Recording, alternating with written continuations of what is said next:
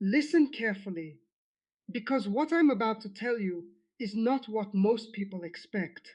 Winning spiritual battles is not about fighting harder, it's not about doing more, and it's definitely not about reacting emotionally every time something feels wrong. In fact, from the side I came from, those were the easiest people to deal with. The ones who reacted, the ones who panicked, the ones who thought the battle was something external they had to chase down and confront. I wasn't always on this side explaining these things. There was a time when I was deeply involved in the occult, trained to understand how influence works, how patterns are created, and why some people remain stuck in cycles, no matter how much they try to break free. And one of the biggest lessons I learned was this: most people are fighting the wrong battle. They think the goal is to win against something outside of them. But the real battle is about control over your thoughts, control over your responses, control over what you accept and what you reject. Because from where I stood, we didn't need to overpower people. We only needed them to lose control. If we could get someone to react emotionally, they would make decisions that worked against them. If we could create confusion, they would lose clarity. If we could introduce fear, they would shift their behavior. And once their behavior shifted, the outcome followed naturally. That's how battles were won, not by force, but by influence. Now, here's the truth that changed everything for me when I left that life. You don't win spiritual battles by chasing them. You win by refusing to give them anything to work with. No fear, no confusion, no reaction, no agreement. And that's what I'm going to show you in this message. Not how to fight harder, but how to stand in a way where the battle loses its power before it even begins. Because once you understand this, you stop feeling overwhelmed. You stop feeling like you're constantly under pressure, and you start seeing something different. You start seeing control return.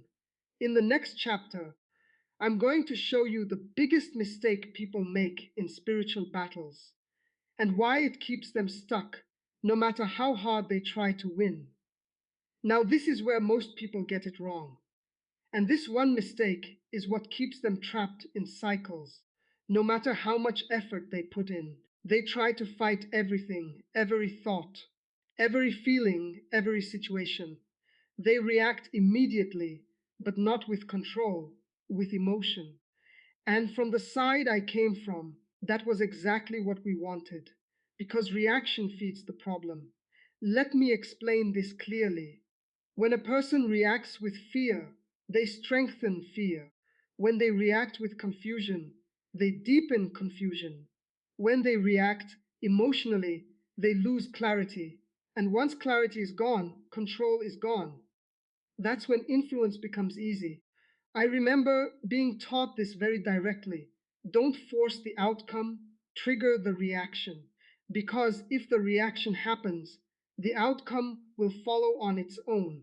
That's why fighting emotionally doesn't win the battle, it extends it. Now, here's the truth most people don't realize: not everything needs to be fought, some things need to be starved. Because what you give attention to grows, what you react to stays active, but what you refuse to engage with loses strength. This is where the shift happens. Instead of trying to fight every negative thought, you stop feeding it. Instead of analyzing every feeling, you refuse to sit in it.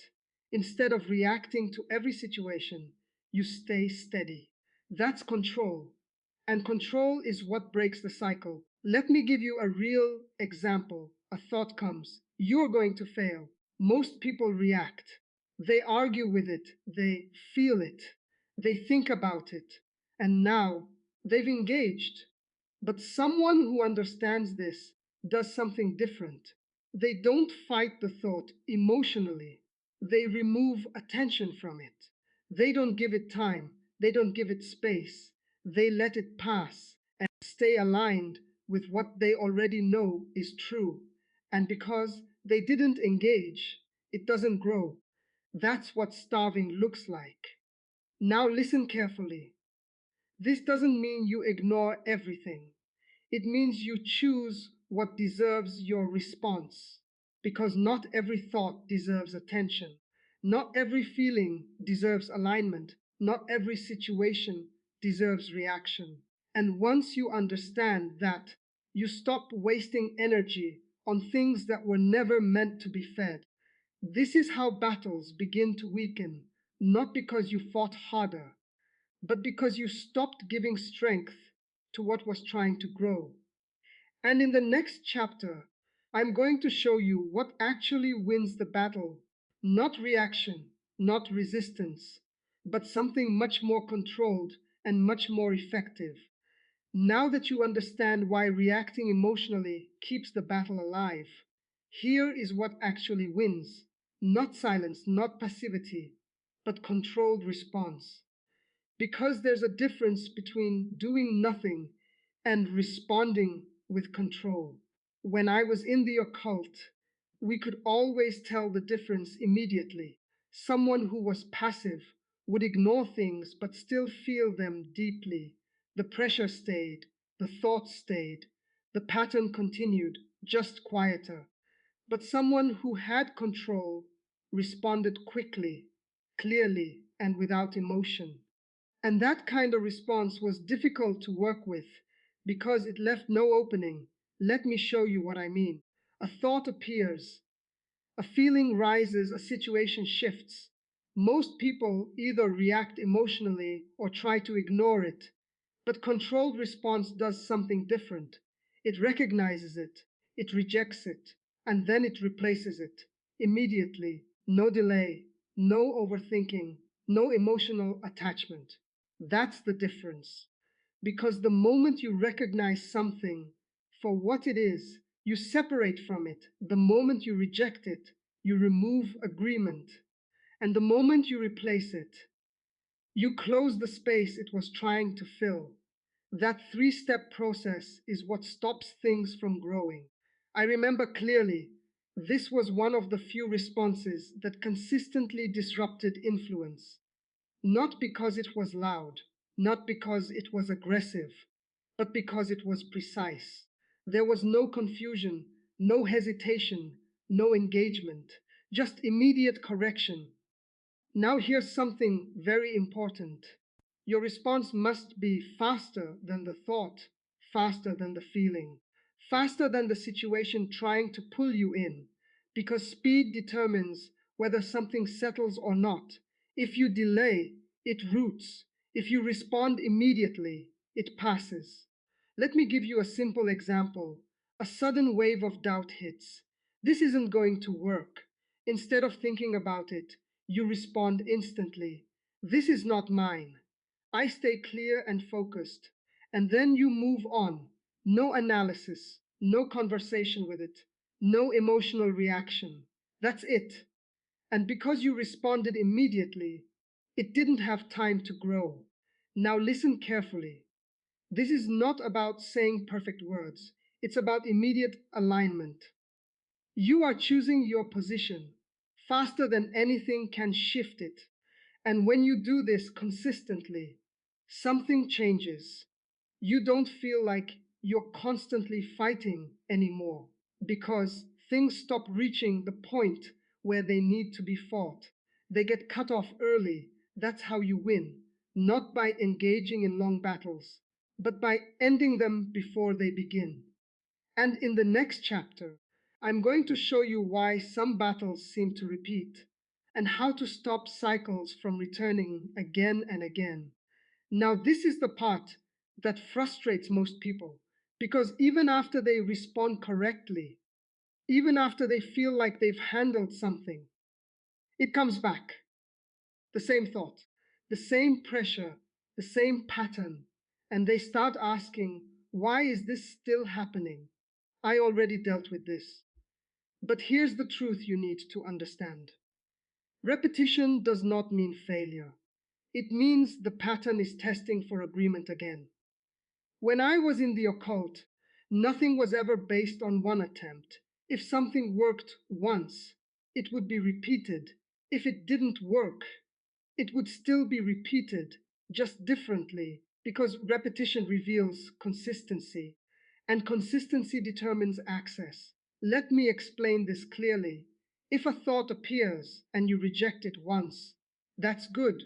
But if it appears again tomorrow, and this time you hesitate, even slightly, that hesitation becomes the opening, not because the attack is stronger, but because your response was inconsistent.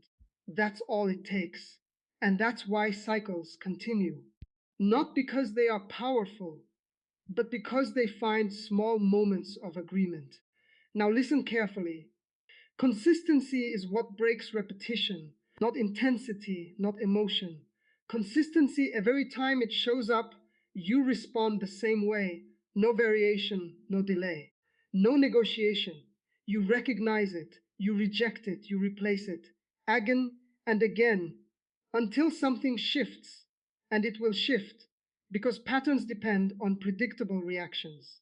But when your response becomes predictable in the right way, the pattern loses its ability to continue.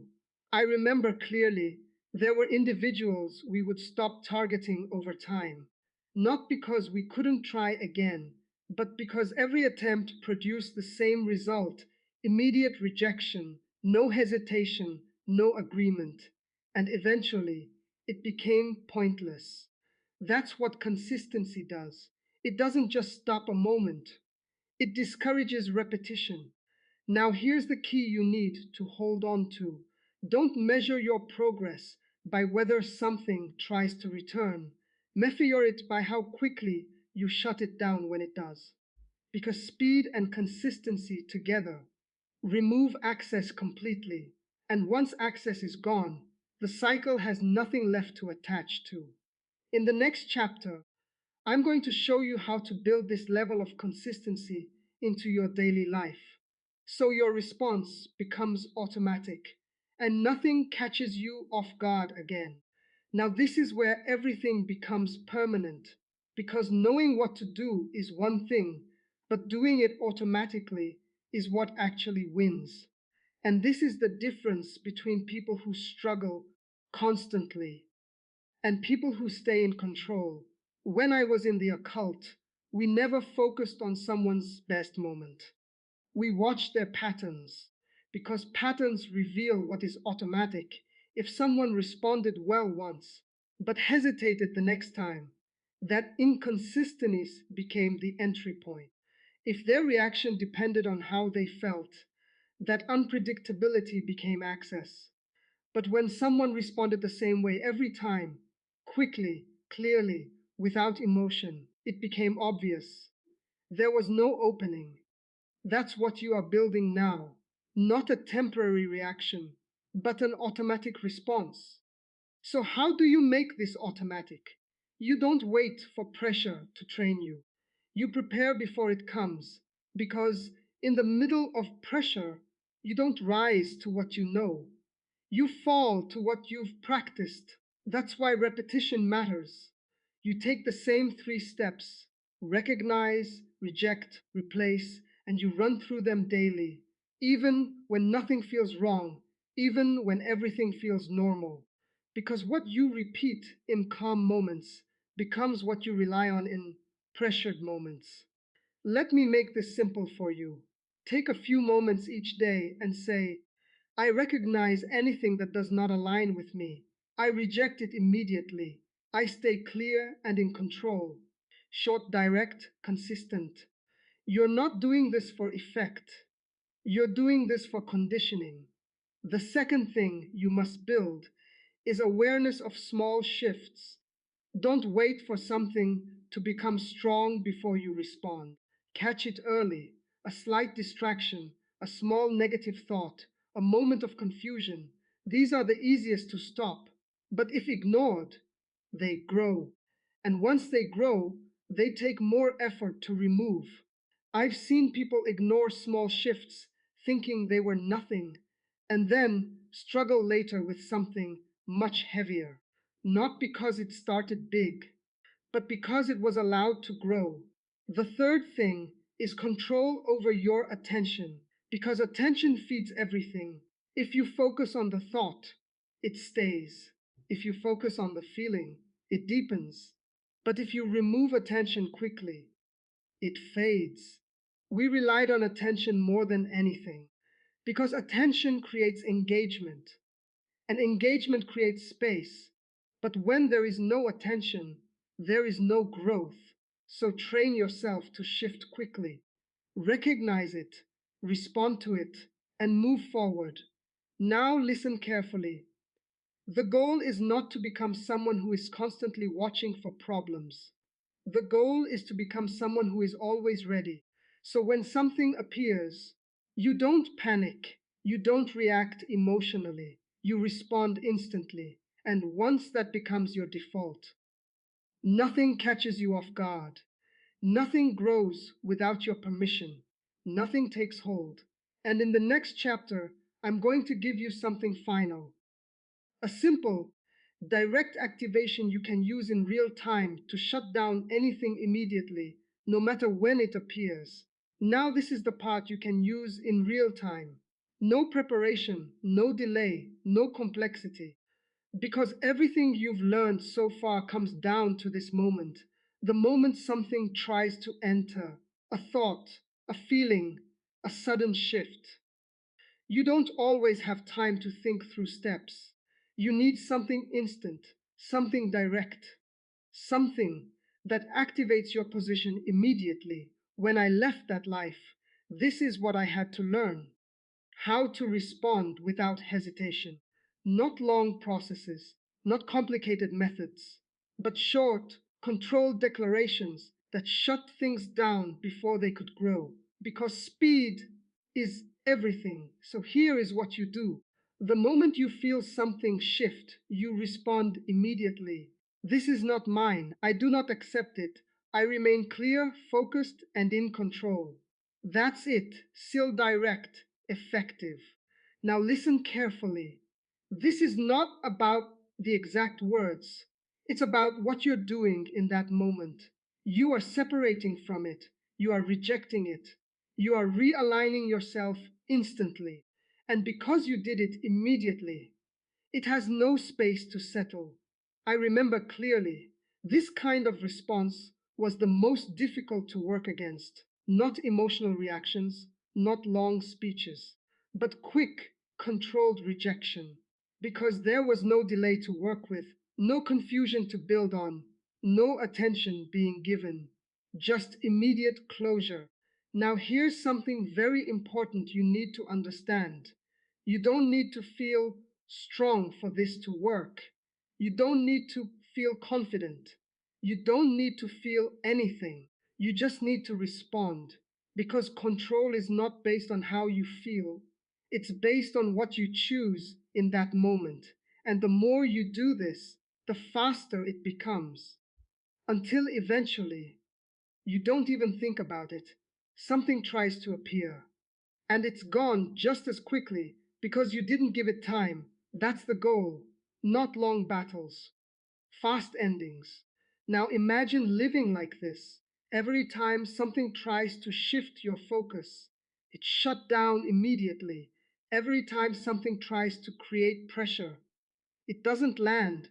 Every time something tries to repeat, it finds no opening. That's not struggle, that's control. And once you reach that level, you're no longer fighting battles, you're ending them before they begin. And in the final chapter, I'm going to show you what your life looks like when you stay in this position consistently, and why this is where real victory actually begins. Now, this is where everything shifts, and it's something most people never experience because they stay in the mindset of fighting, constantly reacting, constantly resisting, constantly feeling like something is always coming against them. But that's not where real victory is. Real victory begins when the battle stops reaching you the same way. When I was in the occult, there was a point where certain individuals simply became ineffective targets, not because nothing ever came against them, but because nothing worked anymore. At first, attempts would still be made, different thoughts, different moments, different angles, but the response was always the same: immediate, controlled, unemotional. And over time, something became clear. There was no access, no agreement, no delay. And without those three things, nothing could build. That's the level you step into when you apply everything you've learned consistently. You don't just win occasionally, you become someone who naturally blocks everything that tries to move you. Now, let me show you what this looks like in your life. A negative thought appears, and it doesn't stay, not because you fought it, but because your response removed it instantly. A situation tries to create pressure, but you remain steady. You don't react, you don't shift, you stay in control. Even repeated patterns begin to disappear. Things that used to come back again and again stop showing up the same way because there is no longer any agreement with them. And here's the most important part: you don't feel like you're constantly battling anymore because things don't reach the point where they become battles. They are handled too early, too quickly, too consistently. That's what changes everything. Now listen carefully. You are not trying to become stronger than everything around you. You are becoming someone who gives nothing the space to grow. That's a completely different position because once there is no space, there is no influence. Once there is no agreement, there is no attachment. Once there is no delay, there is no development. And that means there is nothing left to fight. So instead of living in constant reaction, you live in control. Instead of waiting for things to happen, you stay ready before they do. Instead of struggling to win, you naturally remain in a position where winning is automatic. And that is the final shift. Not fighting better, but living in a way where the battle loses its power completely. Because once you reach this point, you're not just winning spiritual battles, you've removed the conditions that allowed them to exist in the first place.